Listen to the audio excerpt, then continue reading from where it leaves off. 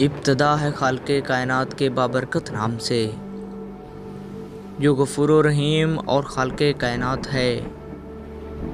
تمام دیکھنے اور سننے والوں کو محبتوں بھرا السلام علیکم۔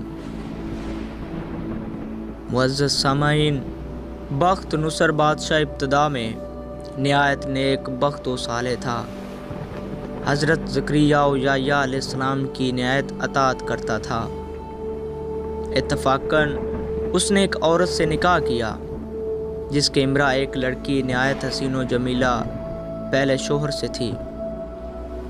جب وہ لڑکی سن بلوغ کو پہنچی تو بادشاہ اس کی بہار حسن دیکھ کر فریفتہ و دیوانہ ہو گیا۔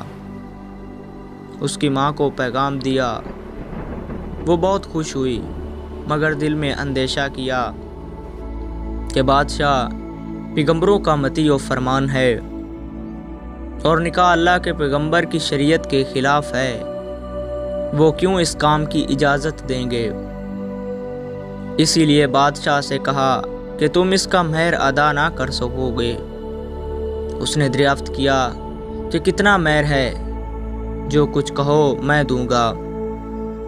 عورت نے کہا اس کا مہر تمہارے دونوں پیغمبروں کا سر ہے، اگر تم یہ مہر ادا کر سکو تو لڑکی حاضر ہے، ورنہ اس کا نام مت لو۔ بادشاہ نے کہا کہ یہ پیغمبر ہمارے دشمن نہیں بلکہ ہمارے خیر خواہ اور دعاگو ہیں، ان کو بے جرم گناہ قتل کرنا ظلم عظیم ہے۔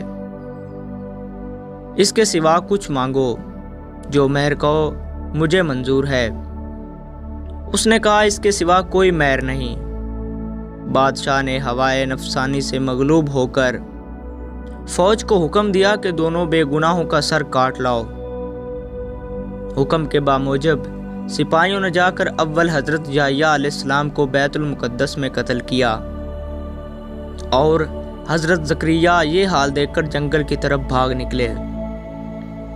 فوج پیچھے ہوئی اور شیطان نے ان کی رہنمائی کی۔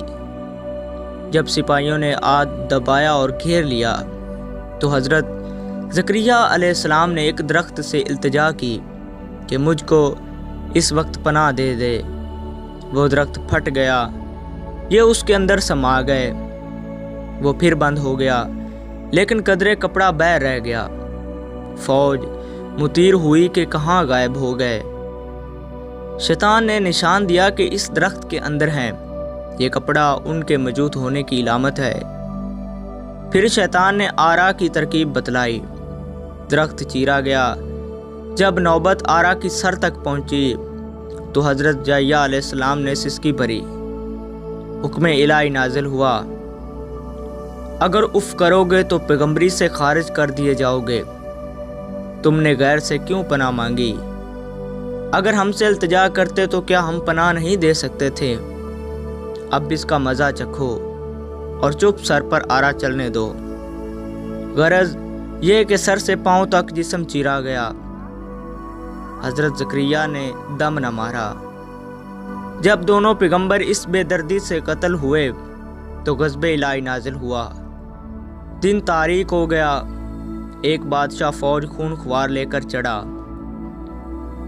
اور اس شہر کے باشندوں کو گرفتار کر لیا۔ حضرت یحییٰ علیہ السلام کا خون بند نہ ہوتا تھا۔ جب قبر میں رکھتے تھے تو قبر خون سے لبریز ہو جاتی تھی۔ بادشاہ کے لشکر نے قسم کھائی کہ جب تک خون بند نہ ہوگا میں قتل سے باز نہ رہوں گا۔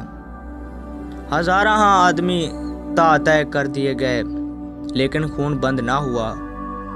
اس وقت ایک شخص حضرت یحییٰ علیہ السلام کی لاش پر آیا اور کہا کہ تم پیغمبر ہو یا ظالم؟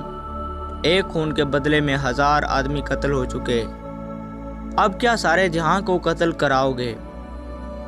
اتنا کہنا تھا کہ خون بند ہو گیا۔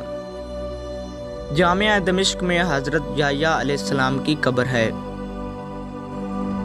ناظرین، غرض اس بیان سے یہ ہے کہ بجائے اللہ کے کسی سے استعانت نہ چاہیے، کہ جب ایک نبی کو بھی اللہ تعالیٰ نے بطور تنبیہ کے آرے سے چروا دیا تو ہماری حیثیت کیا ہے؟ چنانچہ اسی لیے اس واقعہ سے سبق حاصل کرتے ہوئے ہمیں چاہیے کہ نہ تو کبھی کسی پر کوئی ظلم کریں اور نہ اللہ کے سوا کسی سے مدد مانگیں۔ اللہ تعالیٰ ہم سب کو عمل کرنے کی توفیق عطا فرمائے، آمین یا رب العالمین۔ جاتے جاتے اللہ تبارک و تعالیٰ کی بارگاہ میں دعا گو ہوں کہ اللہ تعالیٰ آپ کی تمام جائز خواہشات پوری فرمائے اور نیک اعمال کرنے کی توفیق عطا فرمائے، آمین ثم آمین۔ اللہ حافظ۔